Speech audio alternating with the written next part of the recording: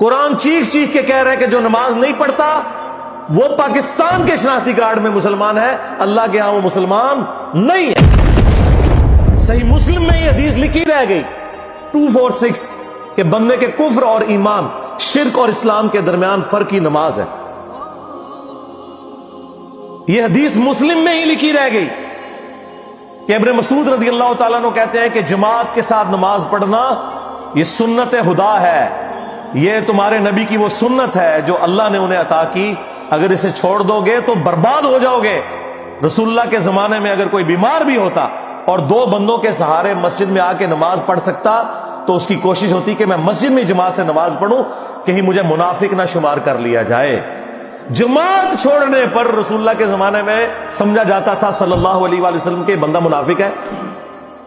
صحابہ کرام کو، اہل بیت کو کب معلوم تھا کہ ایسی امت بھی آنے والی ہے جو آپ سے بڑا عشق رسول ہونے کا دعویٰ کرے گی اور نماز ایک نہیں پڑھے گی؟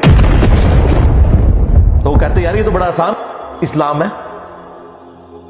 تو یہ حدیثیں تو مسلم شریف میں لکھی رہ گئی، پریکٹیکلی کس نے عمل کیا اس کے اوپر؟ یہ حدیث ترمذی میں لکھی رہ گئی کہ ہمارا اور منافقین کا عہد نماز کی بنیاد پہ ہے، جس نے نماز چھوڑی اس نے کفر کیا۔ یہ صحابہ کرام علیہ رضوان کا فتویٰ ترمذی میں ہی رہ گیا۔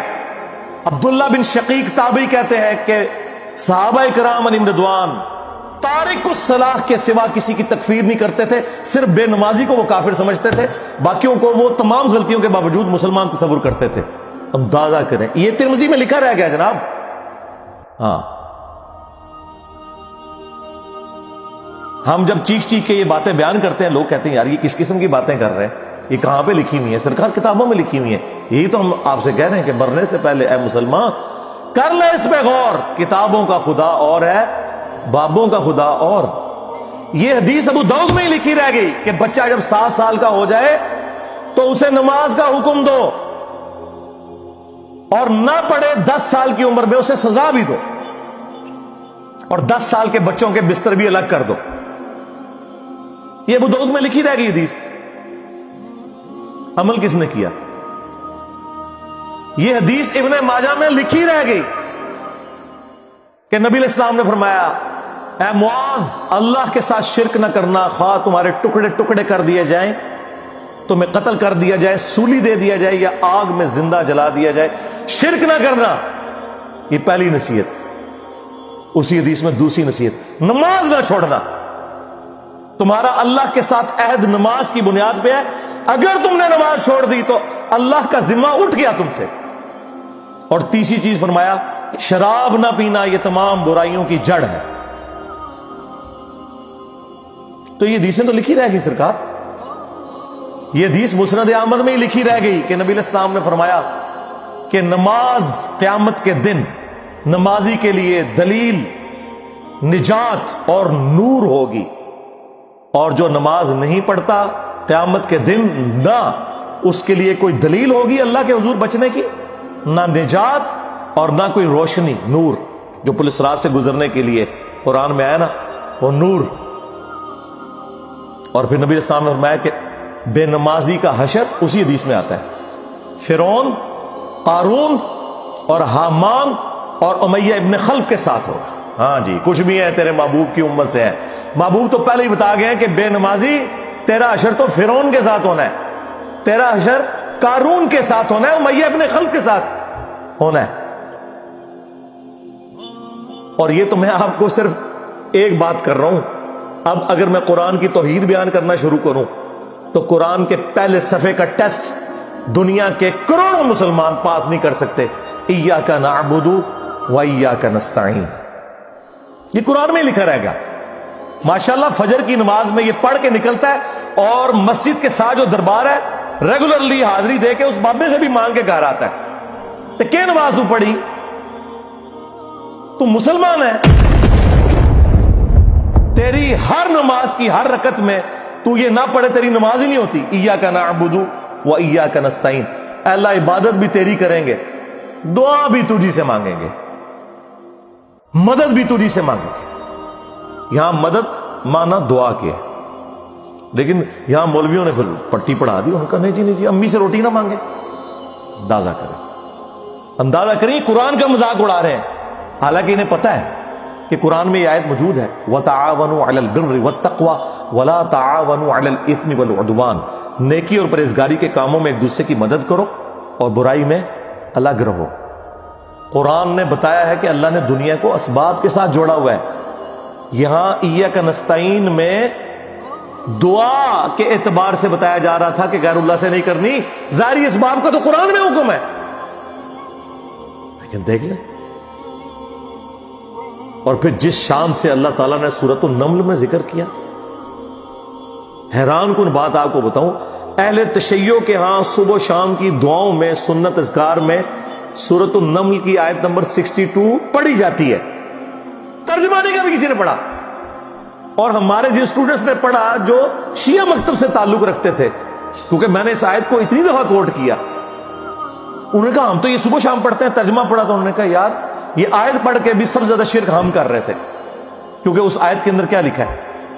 اَمَّن يُجِيبُ الْمُضْطَرَّ إِذَا دَعَا، بھلا بتاؤ کون ہے جو تکلیف میں گھرے ہوئے شخص کی فریاد کو سنتا ہے، وَيَكْشِفُ السُّوءَ، اور اس سے اس کی برائی کو، تکلیف کو دور کر دیتا ہے، وَيَجْعَلُكُمْ خُلَفَاءَ الْأَرْضِ، اور تمہیں اگلوں کا خلیفہ کرتا ہے زمین پر، تمہارے ماں باپ کے مرنے کے بعد تم، تمہارے مرنے کے بعد تمہاری اولاد کو۔ اَإِلَٰهٌ مَّعَ اللَّهِ، کیا اللہ کے ساتھ کوئی اور معبود بھی ہے؟ قَلِيلًا مَّا تَذَكَّرُونَ، لیکن بہت کم ہی تم نصیحت حاصل کرتے ہو۔ بالکل صدق اللہ العظیم، بہت کم لوگوں نے نصیحت حاصل کی۔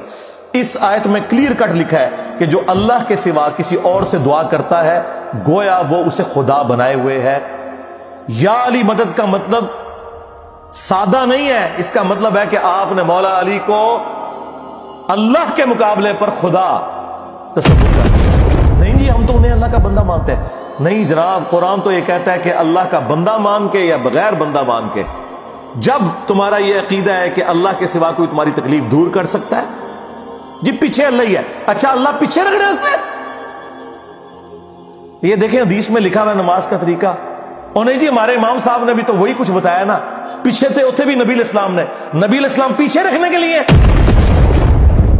میرے نبی سا ہے ہی کوئی نہیں، تیرے بابے تھے شاہ ہی کوئی نہیں، اللہ پیچھے، رسول پیچھے، آگے تمہارے بابے۔ عزتیں اویل کی ہیں تم نے اللہ اور اس کے رسول کے نام کے اوپر، چندے کھائے ہیں تم نے رسول اللہ کے نام کے اوپر صلی اللہ علیہ وآلہ وسلم، سواریاں سوار کی ہیں تم نے مکے اور مدینے کے نام کے اوپر، اور غداری کی ہے اپنے دین کے ساتھ، ممبروں پہ چڑھ کے کہتے ہو قرآن و حدیث ڈائریکٹ نہ پڑھنا گمراہ ہو جاؤ گے۔ واہ، یہ کوئی یہودی یا نصرانی آ کے بات کرے ہم منہ توڑ دیں، جس طرح آج آگ لگانے کے اوپر قرآن کو ہمیں کتنا غصہ چڑھا ہوا ہے۔ تیرا مفتی ہر جمعے کو کھڑا ہو کے کہ قرآن اور بخاری ڈائریکٹ نہ پڑھنا گمراہ ہو جاؤ گے، آگ تو یہ لگا رہا ہے، وہ آگ تو ایک دن تھی، اس سے کوئی فرق نہیں پڑا۔ قرآن کے ملینز آف کاپیز دنیا میں موجود ہیں، ملینز آف حافظ قرآن ہے، قرآن کو کوئی آگ نہیں لگا سکتا، دنیا سے ختم نہیں کر سکتا۔ اصل جو چور چھپا ہوا ہے نا وہ تیرے اندر چھپا ہوا ہے، جو یہ علماء ہیں، شیاطین، جنات اور انسانوں میں سے شیاطین، جو تمہیں یہ کہہ رہے ہیں قرآن حدیث ڈائریکٹ نہ پڑھنا گمراہ ہو جاؤ گے، اور تم کہتے ہو مفتی صاحب نے فرما دیا۔ سبحان اللہ، دنیا میں اگر کوئی مفتی صاحب لمبی داڑھی اور پگڑی اور ہاتھ میں تسبیح کے ساتھ آپ کو کوئی 2 نمبر چیز دے دیں، آپ ایک استری خریدنے کے لیے جائیں اپنے کپڑے کرنے کے لیے، اور اس پہ جعلی مور لگا کے وہ بندہ آپ کو وہ استری دے دے، اور آپ کو بعد میں پتہ چل جائے اس نے دھوکہ کیا ہے، تو آپ کیا کہیں گے؟ مفتی صاحب نے فرما دیا استری شریف۔ آپ غصے میں بھرے ہوئے جائیں گے اور کہیں گے کہ تو داڑھی رکھ کے بےایمانیاں کر رہا ہے، کہیں گے نا۔ تو یہ داڑھی والے جو مولوی ممبروں پہ چڑھے ہوئے جھوٹ سکھا رہے ہیں آپ کو، ان کو کبھی آپ نے کہا نہیں؟ آپ فرق دیکھ لیں، جہاں آپ کی دنیا کا نقصان ہوتا ہے نا، نہ آپ کو مفتی کی داڑھی نظر آتی ہے، ہو سکتا ہے آپ جا کے آگ لگا دیں اس کی داڑھی کوئی، لیکن جہاں آپ کا دین کا نقصان ہو رہا ہے آپ کہتے ہیں مفتی صاحب نے فرما دیا، وہاں لاکھ چیختے رہے کہ یار یہ مفتی صاحب آپ کو اپنے بابوں کا دین بتا رہے ہیں، کتابوں میں دین کچھ اور لکھا ہوا ہے، ٹس سے مس نہیں ہوتے. تو یہ قرآن کی توحید کا ٹیسٹ نہیں تھے پاس کر رہے ہیں. ایک جاہل سے جاہل مسلمان کو بھی یہ بات سمجھ آنی چاہیے کہ بارش کون برساتا ہے؟ اللہ. ڈیوٹی کس کی ہے؟ فرشتوں کی. کیا ہم بارش فرشتوں سے مانگیں گے یا اللہ سے؟ تو بات ختم ہو گئی. جو ڈیوٹیاں لائیاں نے جی بابیاں دیا، اور چھڑ دے ڈیوٹیاں لائیاں نے. کدھر مر گئے وہ بابے کہ آج ہزاروں ایکڑ کے اوپر یوٹیوب کی جو ہارڈ ڈسک رکھی ہوئی ہے ان کے اوپر رسول اللہ کے خلاف گستاخانہ ویڈیوز رکھی ہوئی ہیں. بابا کدھر مر گئے؟ نگاہ مار کے کیوں نہیں ڈیلیٹ کرواتے؟ اوے بابا جی کہا کرتے تھے نا جی امت مر جائے، امام مالک فرماندے نے کہ حضور دی گستاخیاں ہو رہی ہیں اور امت زندہ ہے، بدلہ نہیں لیندی. امام مالک فرماتے ہیں پھر امت زندہ کیوں ہے؟ پھر مر جائے ساری، پھر مر جائے ساری. پوری عالم اسلام اس وقت یا تو مر جائے، یا تو مر جائے سارا عالم اسلام، یا پھر حضور کی عزت پر پیر رہ جائے. بس دو باتوں میں سے ایک بات ہے. بس یا سارا اکٹھا ہو کے مر جائے یا پھر فرانس کو جواب دے. میں نے کہا تھا بابا جی رک جاؤ، صبر کرو، تو آڈے ہوتے کوئی اور شے اللہ نے چھاڑ دیتی ہے. امت بعد ہی مرے، پہلے تیرے بابے کیوں نہیں مر جاندے بابیا جنہاں دی ڈیوٹیاں سن؟ غوث کتب ابدال، انہوں نے اپنے نبی کا کلمہ نہیں پڑھا ہوا؟ وہ کدھر مر گئے جو کل تک اپنے مریدوں کو یوں دیکھ کے تو جلا کے راکھ کر دیتے تھے، آج اتنے بغیرت ہو گئے کہ وہ یوٹیوب سے ویڈیوز نہیں ڈیلیٹ کر سک رہے. لے جاؤ اپنے بابے تو، کسی کام میں نہیں نکلے.